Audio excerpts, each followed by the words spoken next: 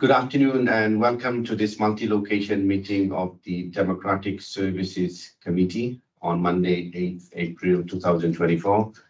I am Councillor Saifur Rahman and I am chair of this committee. Please can you ensure that your phone is switched to silent for the duration of the meeting. In addition, when asked to raise your hand, if members who are virtually viewing this meeting could raise your electronic hand, and for members in the chamber, this conference room, just raise your hand. Just to make you all aware, today's meeting will be recorded. The first item on the agenda is item number 1, which is declaration of interest. If any members have declaration in relation to any reports on today's agenda, can you please indicate now? I can't see any indications. Okay, no indication. Thank you very much. Moving on to agenda item 2, which is minutes of previous meeting, which were held on the 27th of November 2023. You can find these on page 3 to page 6. Excuse me. Members, if you feel these are an accurate record of the meeting, can I please have a proposer and a seconder to approve these minutes? Phil, thank you, Phil. I propose, Chair. Thank you. Can I get a seconder, please? Happy to second, Chair. Thank you, Nathan. If members do not indicate to the contrary, then I will take it that these minutes are approved. These minutes are approved, Chair. Thank you, Pamela.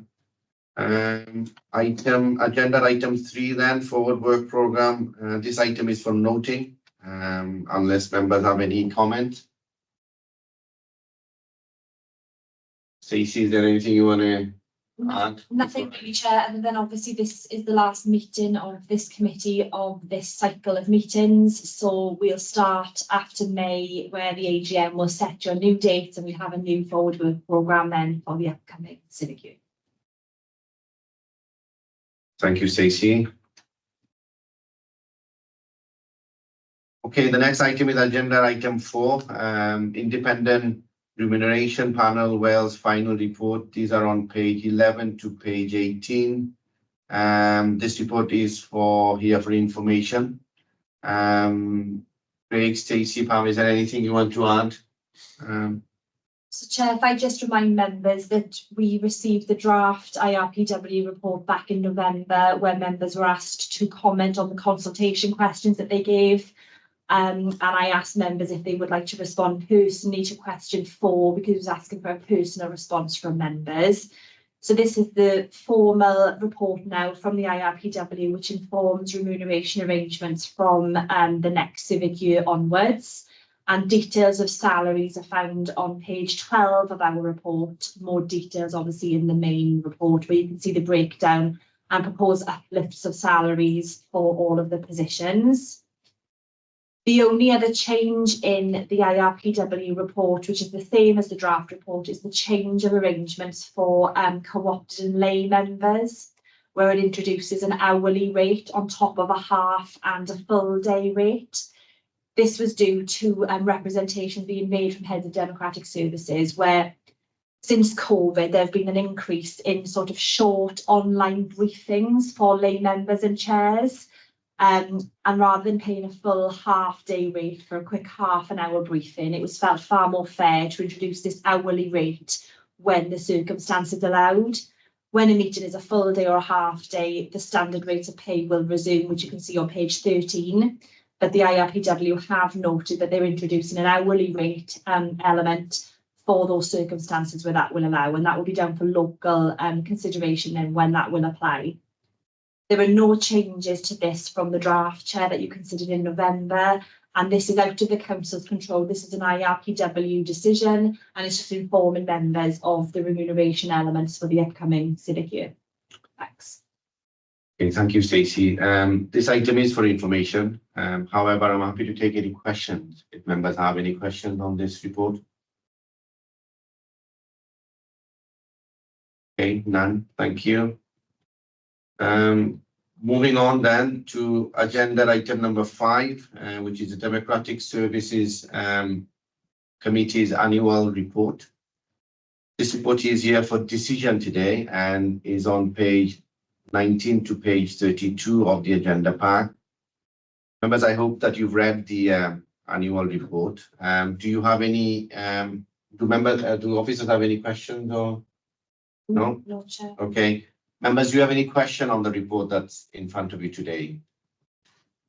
Okay, so this will be going to council, I believe. I'm not sure when, but at some point, either the next meeting or the one after.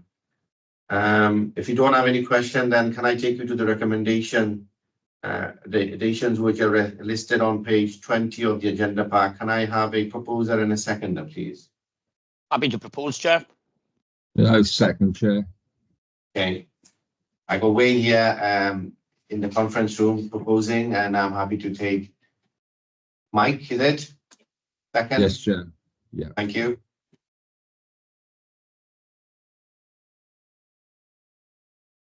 And members, please indicate if they wish to abstain. I can see no abstentions, Chair. Okay, so there's no abstention. Members, if you do not indicate to the contrary, then I will take it that this recommendation is approved.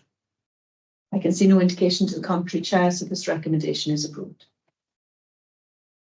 Thank you. Okay, so we now move on to the next part of our agenda, agenda item 6.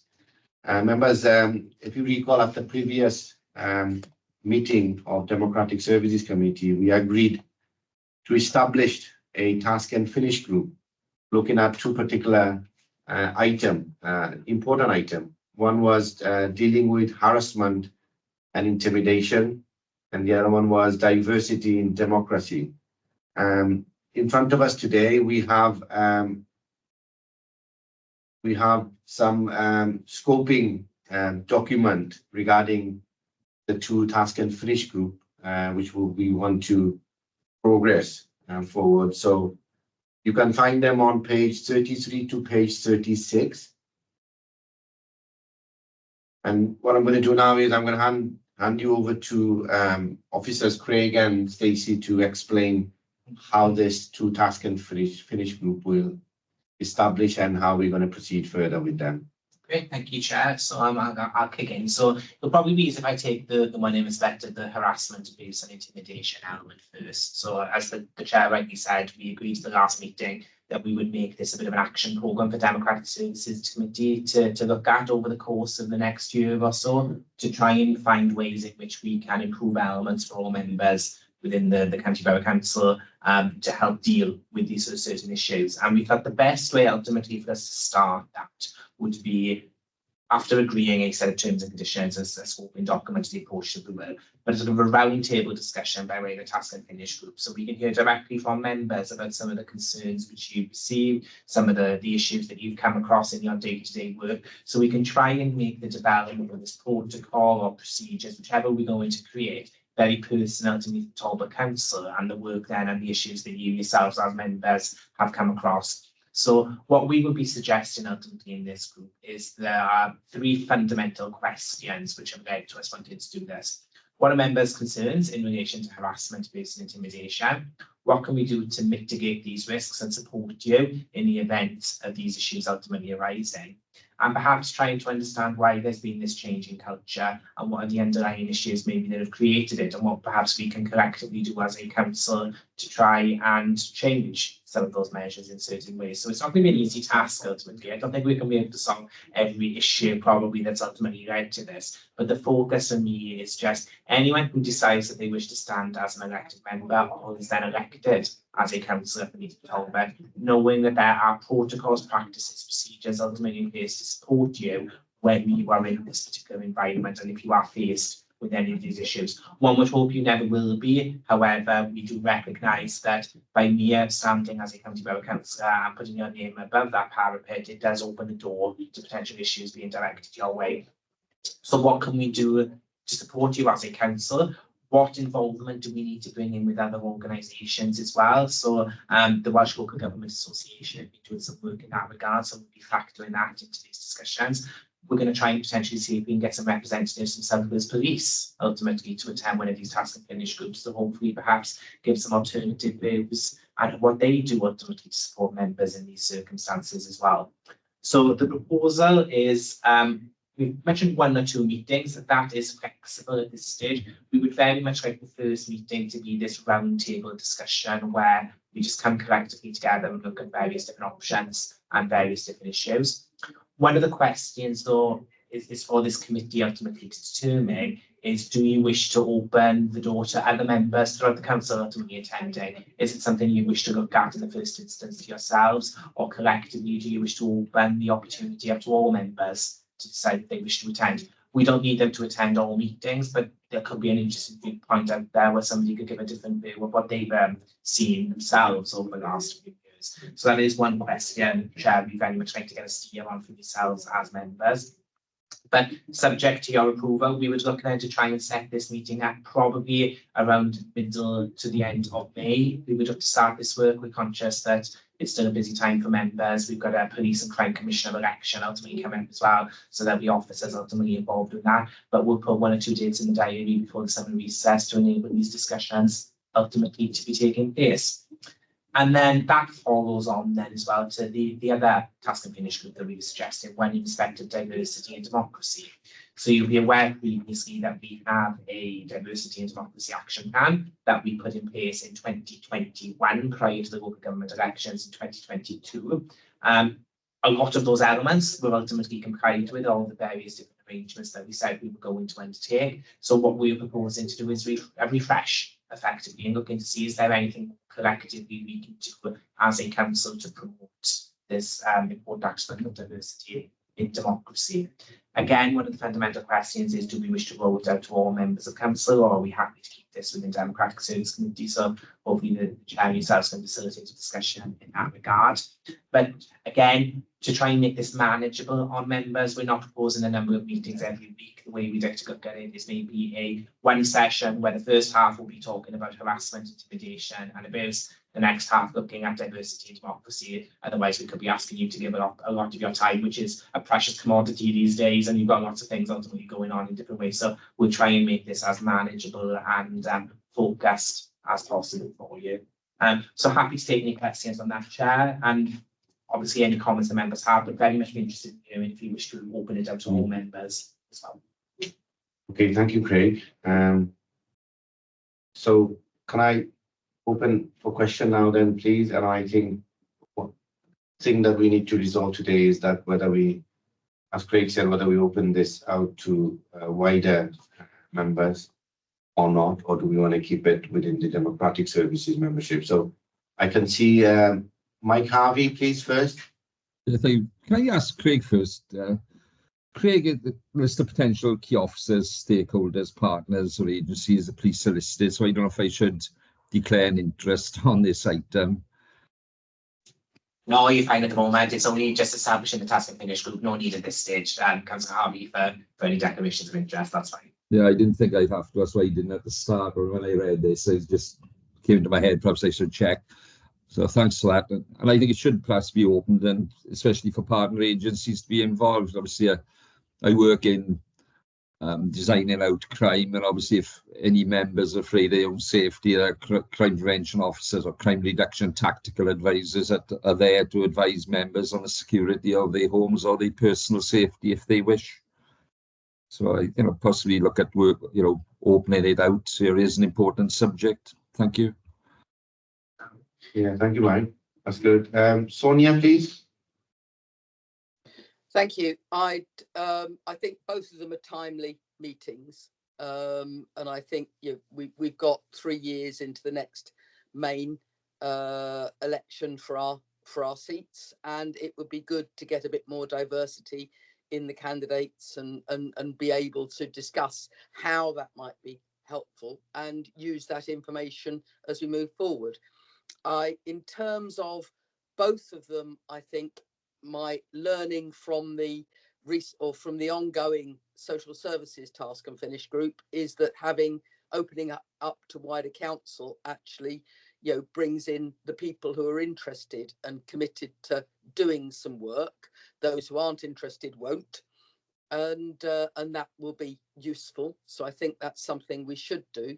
And there will be people who are impacted by abuse and intimidation. So, therefore, learning from them and understanding that. I think we've all had some of that to different degrees over time. And I wondered as well if we can focus a bit harder, perhaps, in terms of the key questions, not just on the fact that there is a change in culture, but on anything that we can do about that. One of the things, is there any action that we can take as a council that might, change that? And I'd also like to include in that discussion about where that intimidation and harassment comes from. What are the normal routes? Because sometimes it's internal, and sometimes it's our own residents, or it's external, it's interested parties, lobby groups, etc. Thank you. I think that's a very valid point, Councillor Reynolds. Certainly we can look to include an additional element to that question, or even a fourth question to potentially address that. And I think that's something that obviously it's going to factor into a lot of the protocols and procedures, because until we can explore where those issues are coming from, we can't put any sort of protocols and procedures in place until we need to address them. So I think it is intrinsically going to be part of that as well. Okay, thank you both. Good feedback. So Sonia proposing that we should open up to wider council for this task and finish group. Anyone else wants to come in, Wayne? I agree with Sonia on this, because I think to keep it just to the committee is too narrow a view. We could be the very ones that are not affected by intimidation, some of these issues, and I think to widen the net would only be a good thing. You see the wider point of view. Yeah, thank you, Wayne. Chair, if I could just come in as well. What we spoke about previously was the potential that if we widened the membership of the task and finish group to all members of council, but perhaps some members of council wouldn't necessarily have the time or to be able to commit to the whole task and finish group, but we could still ask for their opinion and their experiences. Yeah. They wouldn't necessarily have to be part of the whole group, because obviously time's precious and people have lots of other commitments. But perhaps reassure them that just because they weren't part of the group, we would still welcome, and we'd be able to facilitate somehow how they would share with us their experience and their feedback. So we would perhaps write the invitation in such a way where we could get both, best of both worlds, if you see what I mean. Is that okay, Chair? Yeah, that's Yeah. absolutely fine. Peter, please. Thank you, Chair. I just wondered how big a task and finish group, what is the membership going to be? Is it, we're opening it up, but are we limiting the number of people on the actual task and finish group? We were proposing to limit it in that sense. I think we'll have to make a sort of pragmatic response. If we're going to open it up to everyone and we suddenly find about 50 members have decided that they want to participate in with it, we may have to look at some alternative ways in which we can try and facilitate that. I think our suggestion, Councillor Rees, was that we would perhaps have that opening up in that sense and see how those numbers ultimately lie. And if we have, for example, a member seminar where we talk about some of these issues before we'd actually get into some task and finish group work on it, we can sort of play it by ear almost just about as to which way this will work. But I think the aim was we would open it up, see where the numbers lie, and if we think it is perhaps proposing to be unmanageable, we may have to have one meeting where we look to try and narrow it down in scope a little bit more to try and agree going forward, just to try and make it a meaningful process going forward. I don't know if there's anything else. Yeah, no, I'm quite happy with that. Peter, does that explain? You're on mute, Peter. Yeah, that's fine, Chair. Yeah, that's fine. Only, you know, if it's going to be a lot of members on a task on one or both of these, then I just wonder, you know, what the outcome will be, because there'll be a lot of talking and perhaps no action. Okay, thank you, Peter. Can I just ask, would them meetings be hybrid meetings then? Yeah. They wouldn't be in person, or they could be full. They're not convened under the legislation, so you could say you would prefer them to be in person if you felt that would be better, but they would still be offered hybrid, so it's whatever would suit members, and we could obviously offer them at a time that would suit the majority of members. Sonia, do you want to come back? Yes, I just, you know, feel it's so much easier to talk about difficult subjects and to come to agreement if things are in person. So if we can request that they're in person in the majority, whilst some people will come online, it does make it so much easier to interact and work together on that sort of thing, and to do working groups, and to make, you know, to gain information and develop the process. Thank you, Sonia. I can't see any other indication, so I think I want to go back and ask members, are you happy with opening this up to wider council then, or there's a difference among us today? Sonia is happy with it. Yeah. Sonia proposed it, Wayne seconded. Yeah. Everybody else happy? Okay. Yeah, what I think I'll do then, Chair, is I'll phrase the invitation as such that the Democratic Services Committee would like to extend the invitation to the Task and Finish Group to all interested members of council. But I'll also caveat it with that if members are not happy to participate in the full Task and Finish Group, we will still welcome their feedback on experiences, and we will be in touch at a later point to facilitate those discussions. So people are open to be involved however they so wish. Is that okay? And I'll give a deadline, and if people don't get back by a particular time, we'll be able Let me know to. then. Okay, great. Yes, that's Thank you. That's helpful. Thank you. Is there anything else you wish to add?